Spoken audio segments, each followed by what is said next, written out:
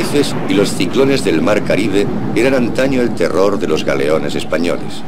Innumerables barcos cargados de oro se hundieron allí.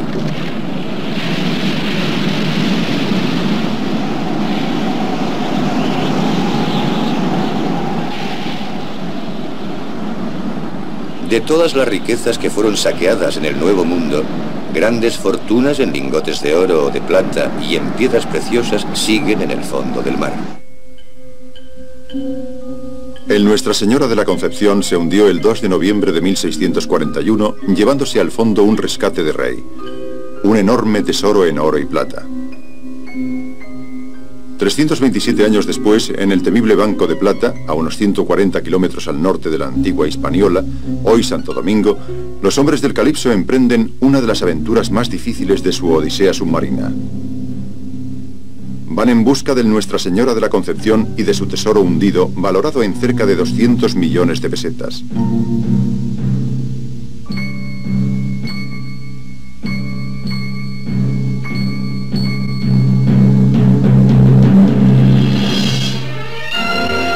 El mundo submarino.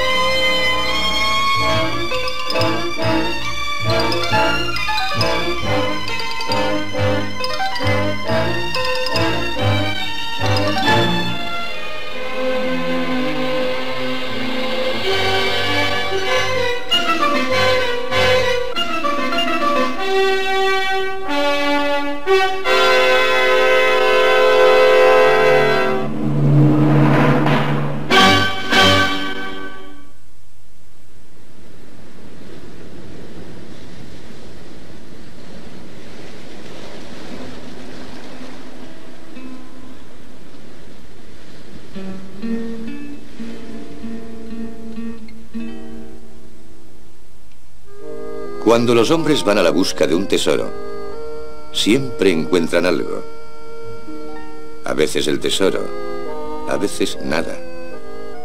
Pero ocurra lo que ocurra, descubrirán verdades sobre sí mismos que ni siquiera sospechaban. Tesoros sumergidos. Más de 6.000 millones de pesetas en tesoros hundidos no se han recuperado y parte de ellos en el Caribe, en el Banco de Plata, unos 200 millones de pesetas aguardan a los submarinistas. Bien, estamos llegando. Stop. Vean, llegamos por aquí, así. Este es el arrecife. Nos dirigimos hacia el Banco de Plata. Mi amigo, Remy de Hennen, aventurero y buscador de tesoros, me ha arrastrado hasta aquí. Cree haber descubierto los restos del Nuestra Señora de la Concepción, el famoso galeón cargado de oro. Le he advertido a Remy que no podremos prolongar nuestra búsqueda en esta región más allá de una semana.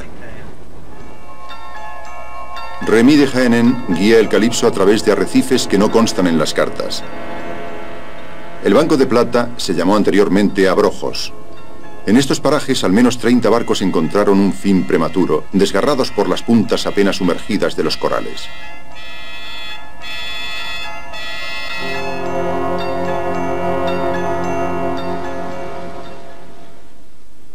Fíjate, aquí puede estar la diferencia. El capitán Cuéllar marca cuidadosamente con Sirot la maniobra de aproximación final. El lugar en el que Remy ha previsto echar el ancla es más bien traicionero. Se echa al agua una pequeña lancha de aluminio con el fin de balizar el paso, que es muy angosto. Las boyas permitirán al timonel maniobrar hasta un lugar seguro para anclar. Con un poco de suerte fondearemos a pocos metros de los restos del tesoro.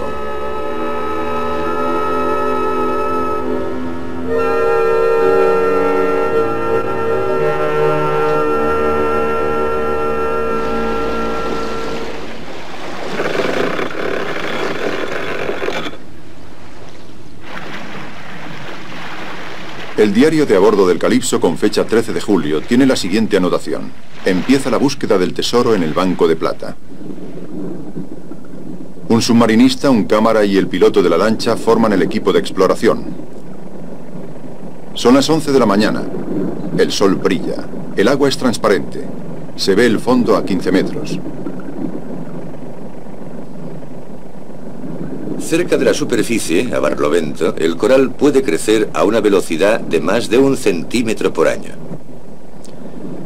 Así pues, es posible que durante los 327 años que han pasado desde el naufragio de Nuestra Señora de la Concepción, un grosor de coral haya enterrado para siempre el barco.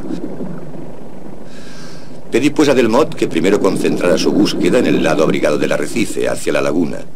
Ahí el coral no crece si no encuentra un soporte, por ejemplo, los restos de un naufragio.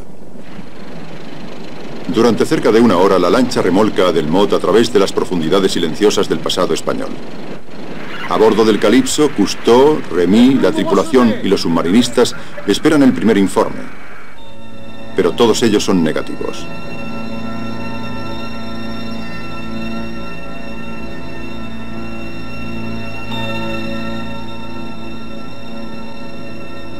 Aunque de pronto se produce lo increíble. Delmotte, después de 55 minutos de búsqueda, encuentra lo que Remy le había anunciado: la prueba de que un barco de vela se había hundido hacía mucho tiempo en este arrecife desconocido del Banco de Plata.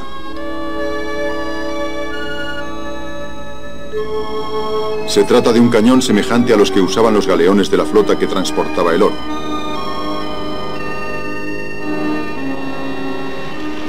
El cámara de Loire emerge rápidamente para anunciar el hallazgo.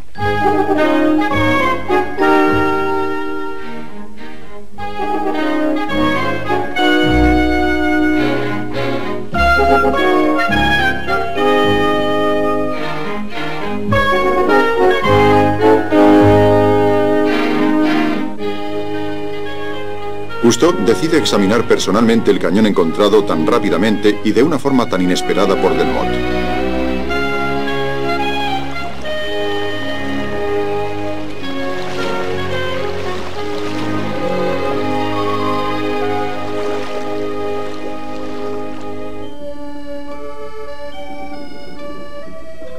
Estudiamos atentamente las mareas y los vientos del Banco de Plata.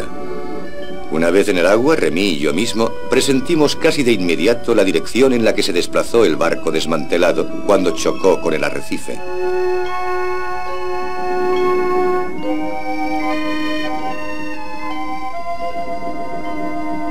Nos separamos para delimitar el perímetro de los restos del naufragio. Al mismo tiempo, el equipo de exploración empieza a marcar y a situar cada hallazgo personal.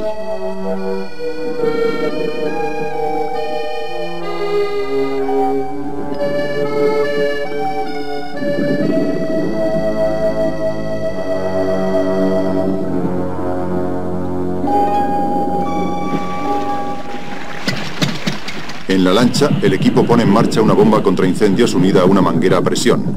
Los submarinistas empiezan inmediatamente a despejar la arena y el lodo. Con mucha lógica, Cousteau espera descubrir pedazos del armazón del barco que le ayudarán a identificar con precisión los restos.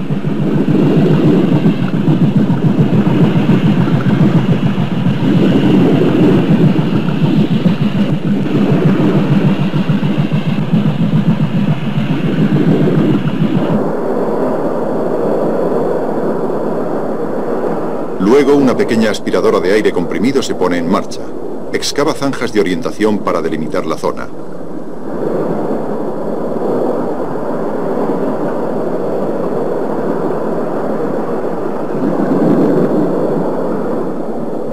Los submarinistas esperan encontrar indicios que permitirán a Cousteau resolver el primer enigma, determinar el emplazamiento del galeón hundido.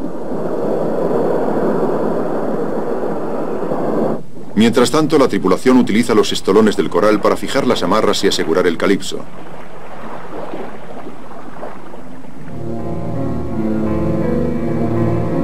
Remy, impaciente por encontrar la prueba de que los restos son los de un galeón cargado de oro, continúa su búsqueda por debajo de las colonias del arrecife. Cree que fue ahí donde el barco debió perder su cargamento de oro y plata a través de un agujero abierto en el casco. De pronto, Remy hace un descubrimiento que va a desatar los sueños de gloria y de riqueza en la imaginación de los hombres del Calypso. Son los calderos procedentes del barco y gracias a los cuales los marineros de Nuestra Señora de la Concepción intentaron salvar su vida.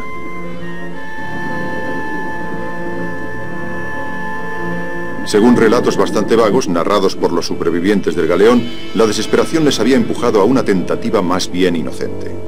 Los enormes calderos de la cocina de a bordo fueron tirados sobre el arrecife apenas sumergido.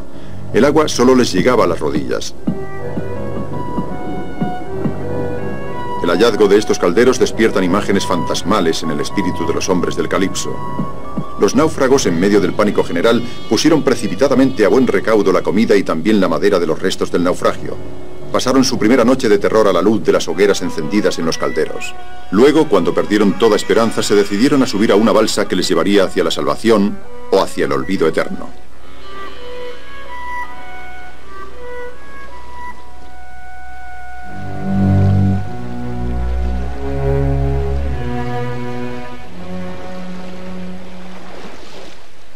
El hallazgo de los calderos por Remy nos ha emocionado y continuamos las pesquisas alrededor de los restos hasta el crepúsculo. Ahora sé que no puedo decepcionar a Remy ni a los submarinistas y la tripulación del Calipso. Todos están muy excitados.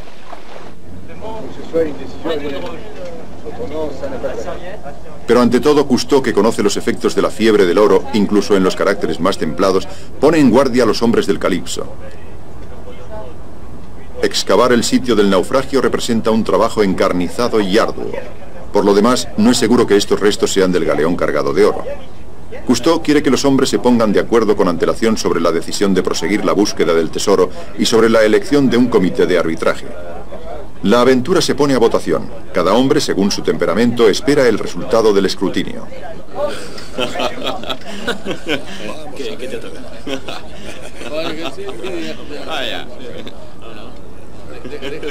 Las decisiones se han adoptado por unanimidad. Por primera vez en el transcurso de este largo crucero del Calipso, la tripulación y los submarinistas han decidido entregarse a la búsqueda del tesoro.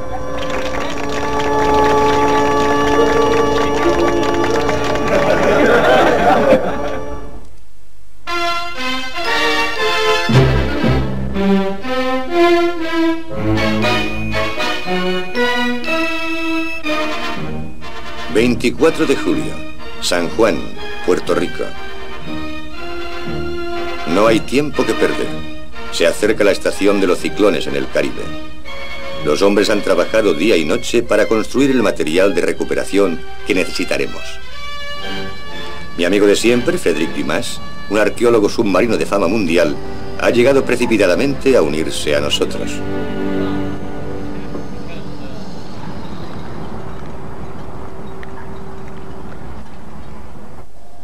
No hemos sido los primeros en llegar a los restos de Nuestra Señora. El Calipso fue precedido hace cerca de 300 años por dos barcos mandados por un aventurero yanqui, William Phips.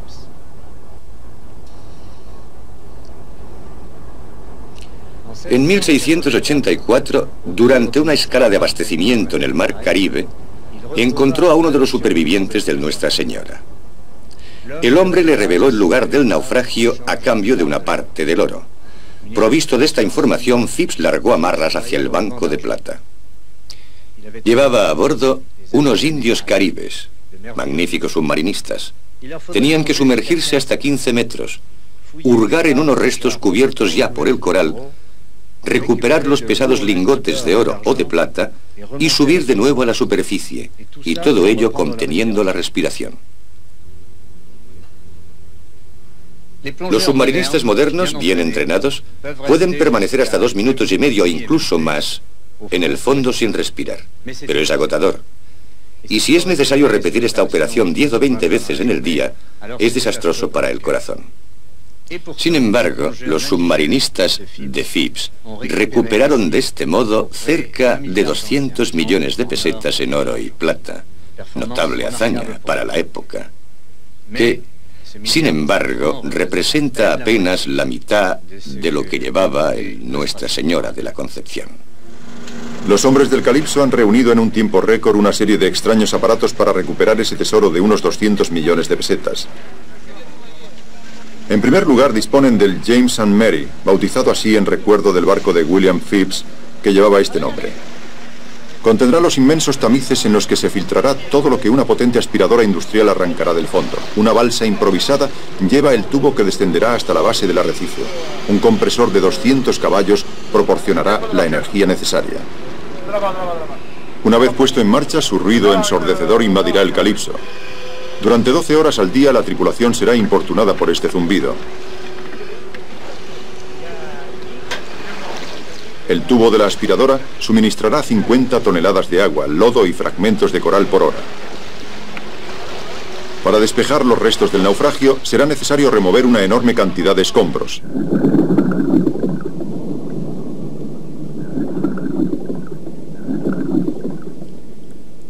La aspiradora gigante, desde que entra en funcionamiento, goza del mayor respeto por parte de la tripulación del Calypso.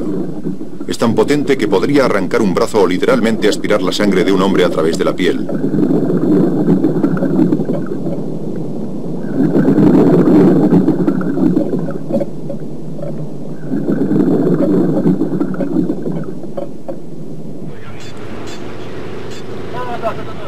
Los fragmentos aspirados en la zona del naufragio pasarán por los tamices instalados en el James and Mary. Tamices de 2,5 metros de lado para filtrar la arena y retener todo lo que es interesante. Enseguida todo se haya dispuesto. Cousteau hace una última comprobación. Un submarinista examina cada centímetro de la aspiradora formada por 5 secciones. El eyector debe estar lo más lejos posible del James and Mary. Si se encontrara cerca, el lodo y la arena que saliera de los tamices caerían sobre los submarinistas, enturbiando la visibilidad y rellenando las zanjas de exploración.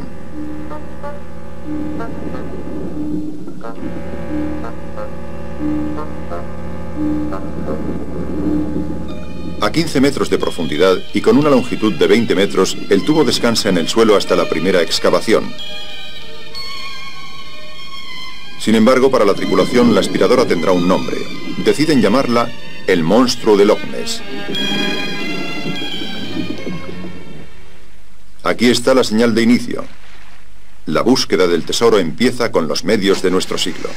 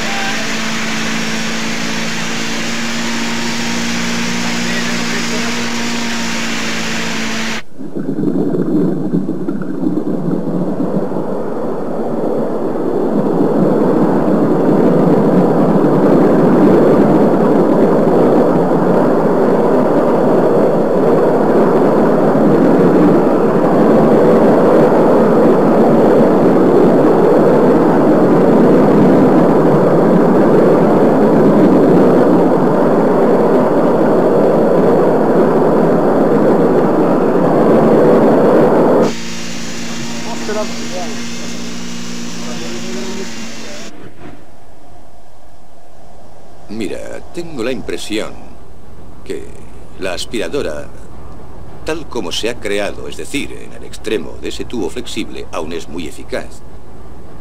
Tengo la impresión que Bernard la maneja sin dificultad porque es liviana, pero el terreno...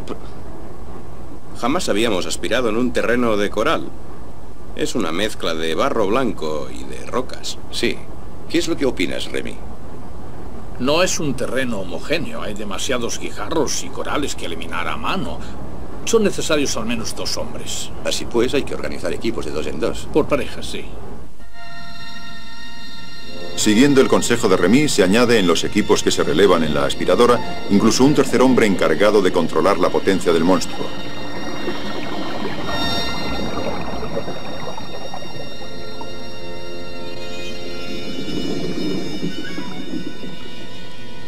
Los submarinistas que se relevan cambian las aletas por zapatillas de caucho mejor adaptadas al trabajo de excavación.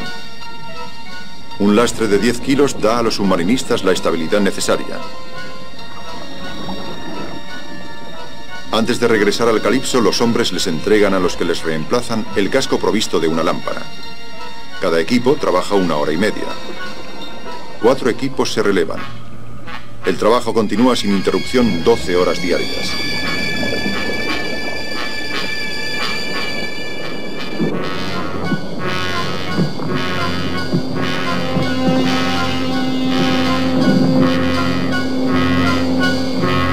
Los fragmentos grandes causan problemas. No pasan por la aspiradora. Así pues, se colocan en una red metálica. Cuando la red está llena, los submarinistas insuflan aire comprimido en un flotador que la sube a la superficie.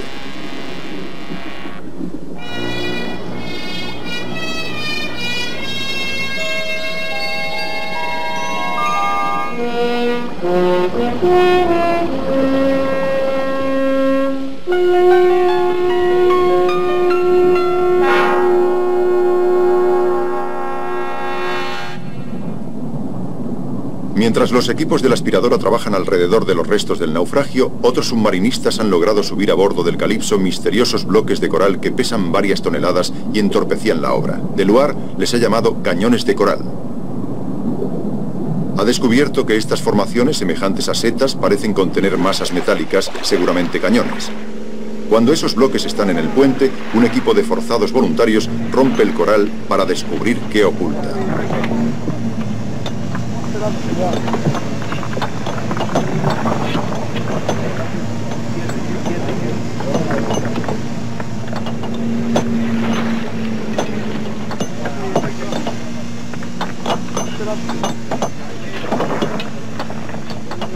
Pero estas toneladas de coral no encierran absolutamente nada. Sin embargo, cada pedazo pequeño o grande subido a bordo es roto. El trozo más pequeño podría contener una fortuna en monedas o en piedras preciosas.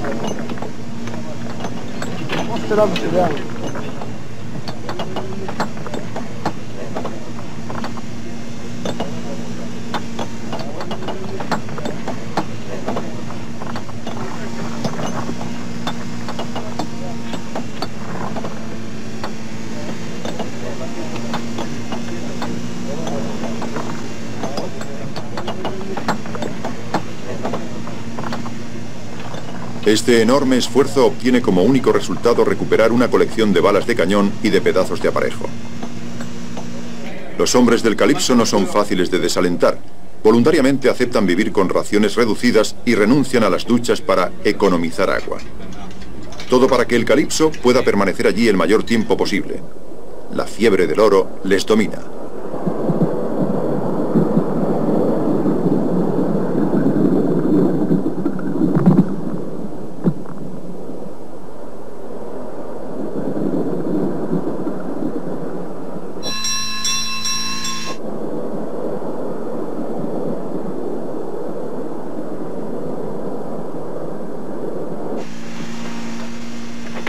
Lo más importante en la búsqueda de tesoros sumergidos es examinar atentamente tanto los fragmentos más pequeños como los más grandes que proceden de la obra, buscando indicios que permitan identificar el año, la nacionalidad y quizá el nombre del barco. Este trabajo peligroso y agotador continuará hasta que se sepa si este naufragio corresponde al de Nuestra Señora de la Concepción. Empieza pues la investigación de los indicios con toda la pasión que pueden poner en ello los buscadores de tesoros.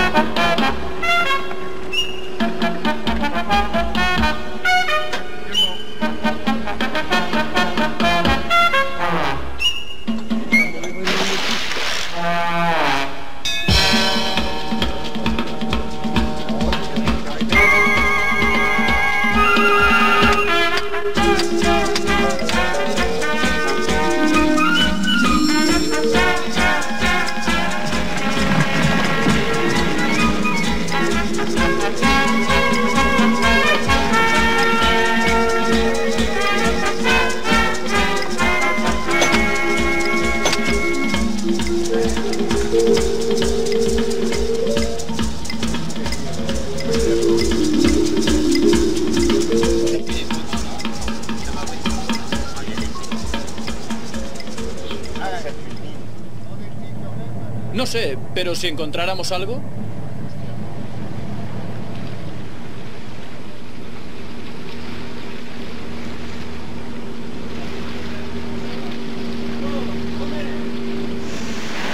Mover una montaña para un buscador de oro es trabajo de un día. Levantar una montaña bajo el mar es también trabajo de un día para los buscadores del calipso.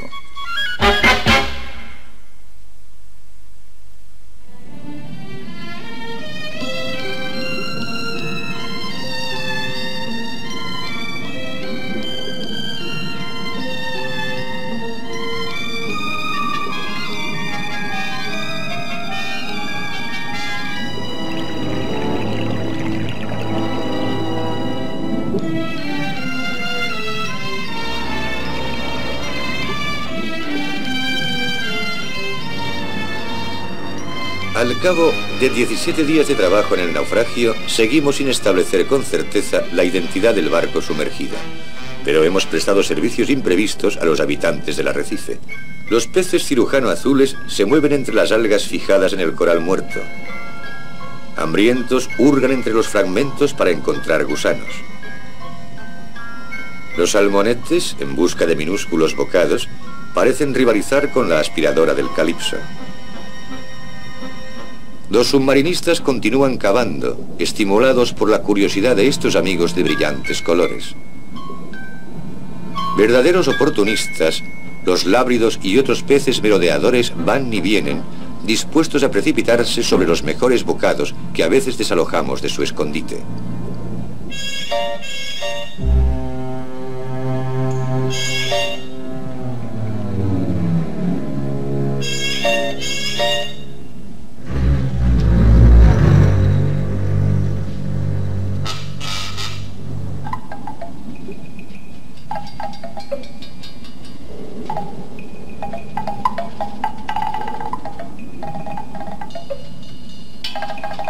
Pero no somos muy bien recibidos por las valientes y agresivas castañuelas. Están resueltas a defender su territorio contra todos los invasores, sea cual sea su tamaño, como los escaros, incluso los submarinistas.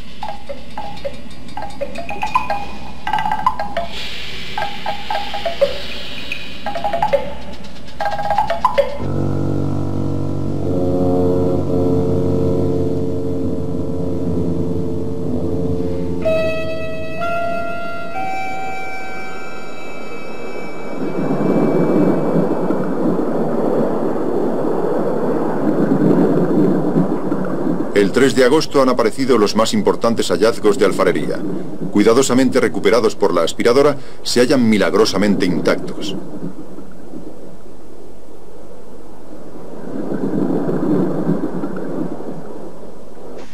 Algunos han conservado su tapón e incluso su contenido de un aspecto, es evidente, poco atractivo.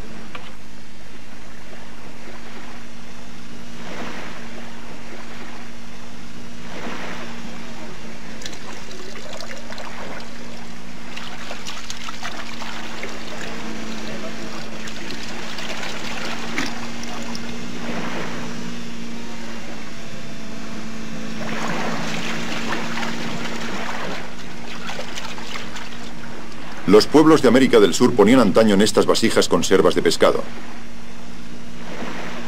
Aquí se ven 3 vértebras.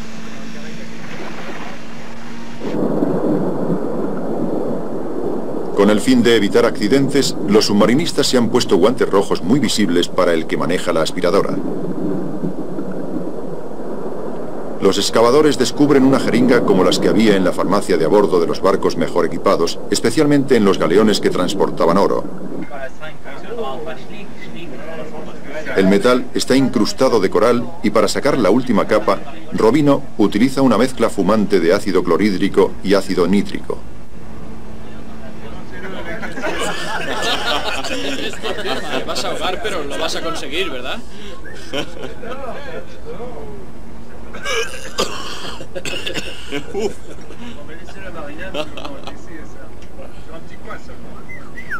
Pero he aquí finalmente algo mejor. A menudo en los galeones cargados de riquezas, la cubertería era de plata. Todos esperamos que el ácido haga aparecer un metal brillante.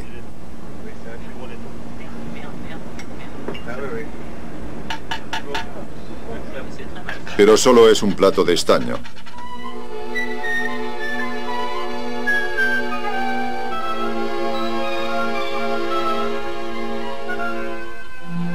Los submarinistas descubren otros platos de estaño. Luego, de repente, en el extraño decorado de este navío muerto, aparecen fragmentos de hueso. Durante un instante, los submarinistas evocan los fantasmas de los marineros que han perecido con su barco, aunque de pronto se dan cuenta de que estos huesos eran para la sopa de la tripulación. Huesos de guisado.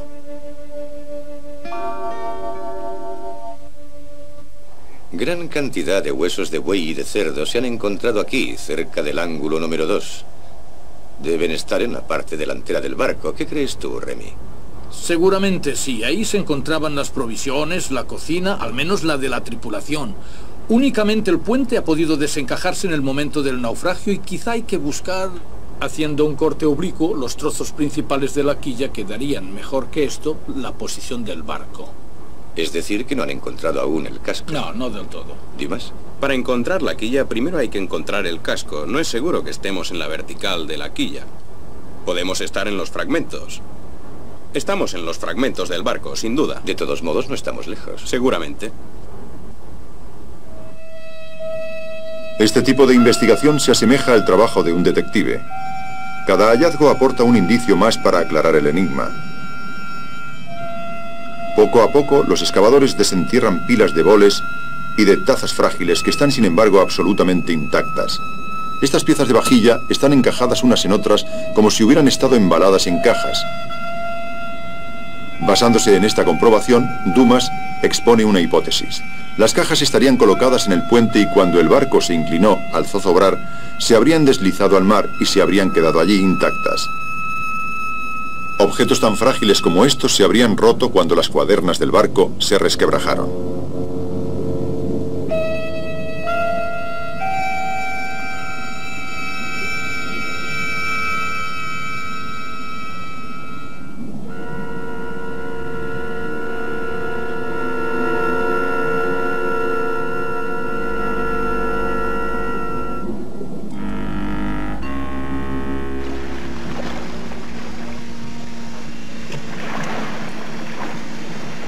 Nos sube la moral al ver estas copas y boles que los submarinistas suben a bordo del Calypso. A primera vista, estas delicadas piezas son verdadera porcelana de China. Recordamos que en la época de los transportes de oro, otros galeones traían de las Filipinas cargamentos de porcelana china que pasaban a bordo de los galeones de España. Y ya tenemos la porcelana. Está claro que no tardaremos en encontrar el oro.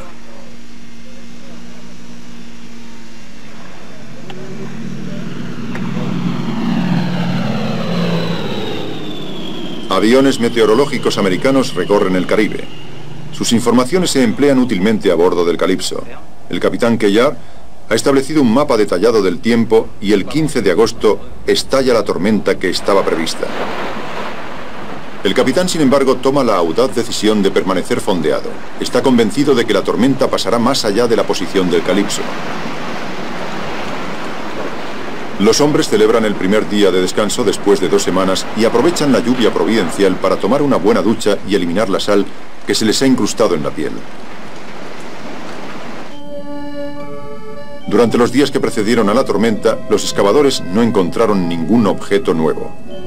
Cousteau y Dumas examinan las zanjas hechas por los submarinistas alrededor de los restos. El lugar está vacío, solo quedan pedazos del casco del barco desenterrado durante las excavaciones. Cousteau se da cuenta ahora que los restos no son los de un barco entero, sino únicamente el tercio delantero en el que se encontraba la cocina.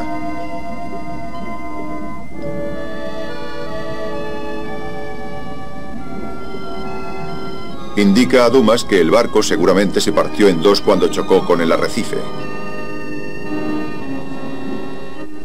Aquí se encuentra la parte delantera del galeón, junto al lugar donde encontramos los primeros cañones. El barco se partió en 2. La parte trasera probablemente derivó con la tormenta para hundirse definitivamente allá, donde descubrimos los otros cañones. Un equipo de excavadores provistos de una aspiradora empiezan a buscar inmediatamente en el otro lugar. Aquí, piensa Cousteau, el segundo trozo del naufragio debe estar enterrado en el barro. En el momento en que los submarinistas empiezan a trabajar en el segundo lugar, adivino que experimentan nuevos sentimientos. Ya no son sueños de gloria y de riqueza. Es más bien un humor amargo y una especie de encarnizamiento profesional lo que les empuja a arrancar del mar el secreto del naufragio, su identidad.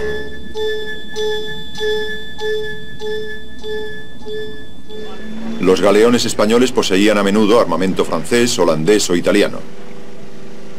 Sin embargo, Cousteau decide sacar del agua uno de los cañones del naufragio. Es posible que la marca de un arsenal proporcione un indicio sobre la identidad del barco. Desgraciadamente, el cañón no descubre gran cosa. Una inscripción que solo es un número de orden, H2250A, pero ninguna fecha. Incluso si hubiera habido una fecha, el cañón no habría proporcionado una prueba concluyente, pues los cañones fundidos en el siglo XVI aún eran utilizados en 1820. El examen de la pieza demostró al menos que cuando el barco se destrozó, sus cañones estaban cargados y dispuestos para el combate, una costumbre habitual en la mayoría de los navíos de la época, en la que los piratas y los corsarios atacaban los ricos cargamentos. Este cañón, de 1 tonelada de peso, era capaz de lanzar balas de acero de más de 8 kilos. 1 tonelada. El balance de nuestra investigación es aterrorizador.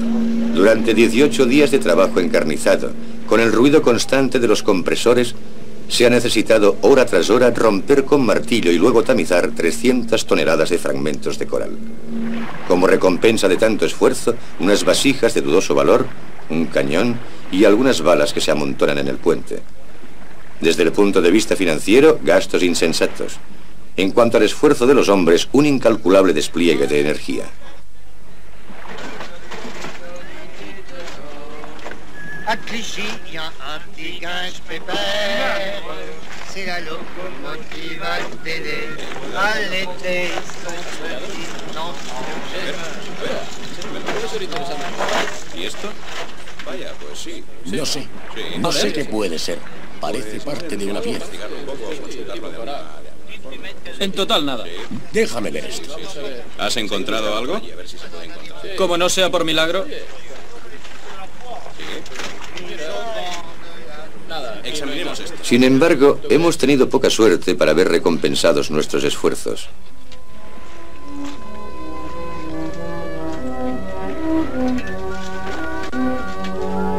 Es en este momento que encontramos nuestra primera moneda de oro. Francamente me pregunto si no se trata de un presagio.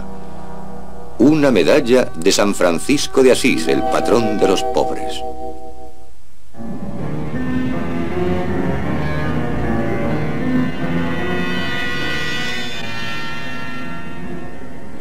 Los tiburones que rondaban alrededor del barco muerto antes de empezar la búsqueda del tesoro están a punto de volver. Quizá regresarán porque han adivinado que ha sonado la hora de que el Calipso abandone el Banco de Plata. Pero los veteranos de las expediciones en el Mar Rojo los conocen bien, están familiarizados con ellos y estos, los boquidulces, son prácticamente inofensivos.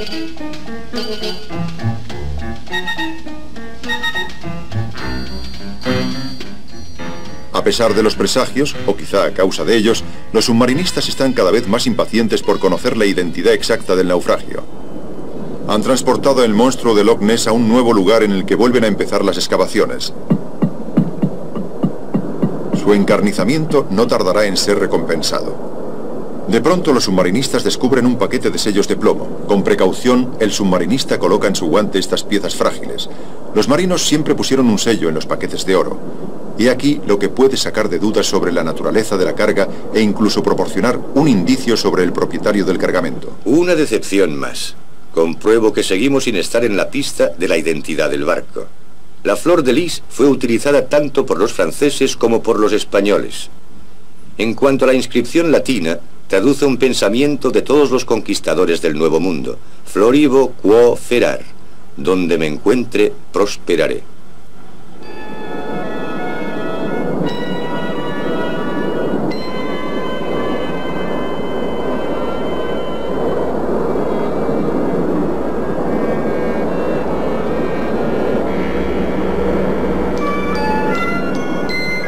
Mientras tanto, en la capa más profunda, los excavadores han encontrado el indicio que pondrá, sin que lo sospechen, fin a la búsqueda del tesoro.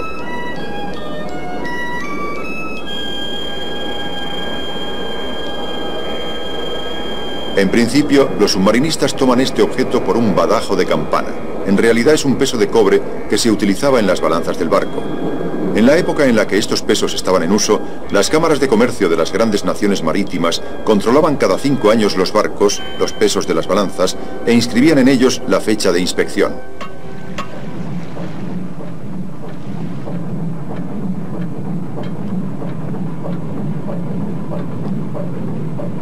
Esto es una pistola. Una vieja pistola.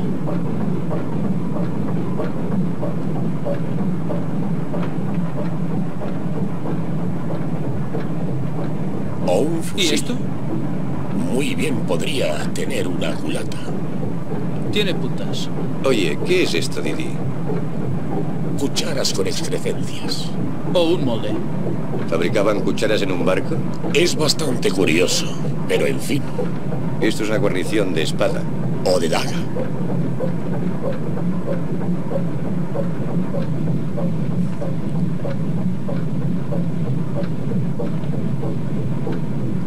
...1756, eso leo. Tiene más de un siglo. La pieza. Sí. Ayer encontramos un peso de balanza con la fecha de 1756, que señala que el barco en el que hemos trabajado es posterior al menos en un siglo al galeón que buscábamos. ¿Qué nacionalidad? Pues lo sabremos cuando se termine la investigación, porque, ¿sabes? Al menos tenemos estos sellos, esta divisa. Un especialista nos dirá lo que es. Sí, sí nos lo dirá.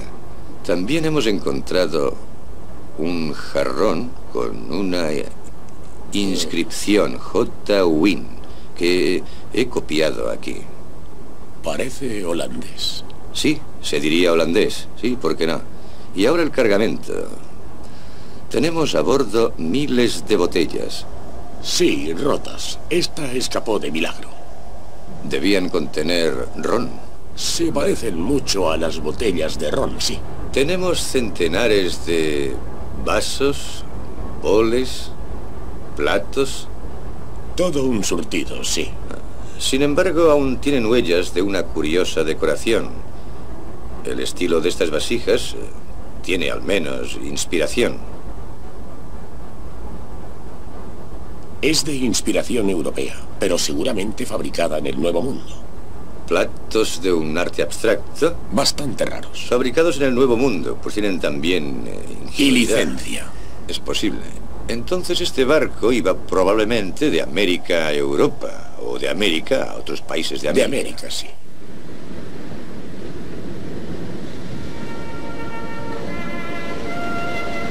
...25 de agosto... ...5:45 de la mañana... ...el barco aún está adormecido... ...me siento extrañamente solo... ...mi equipo me parece más liviano que de costumbre...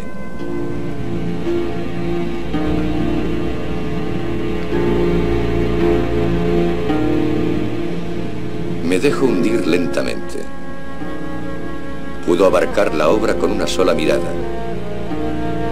Sé que pronto abandonaremos nuestra búsqueda del tesoro. En 15 minutos, Raymond y Jean-Pierre reanudarán su trabajo en el fondo, pero por ahora estoy solo en mi elemento, el mar.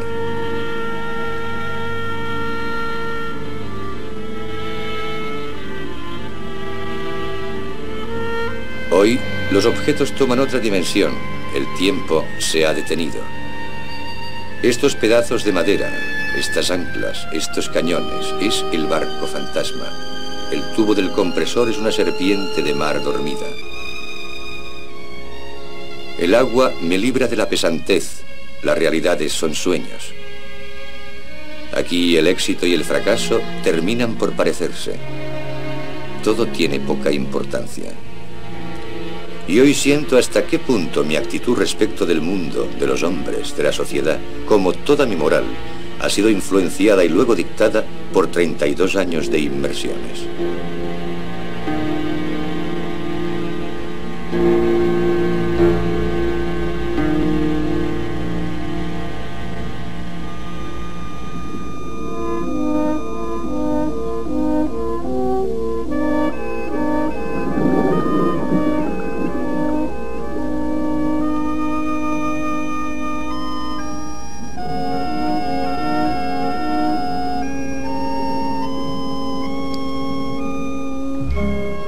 Pues bien, yo habría comprado tierras, muchas tierras, colinas, árboles, un arroyo. Quizá una casa antigua. Jamás lo había pensado en serio. Jamás creí que de verdad podríamos encontrar un tesoro. Eso me parecía... Sí, yo esperaba que no habríamos venido aquí para nada. Realmente no creía mucho en ello. Soy como Santo Tomás. Si no me lo enseñan, no me lo creo. Sí, yo siempre ando con locos. Lo habría empleado bien, pero si no se tiene, paciencia.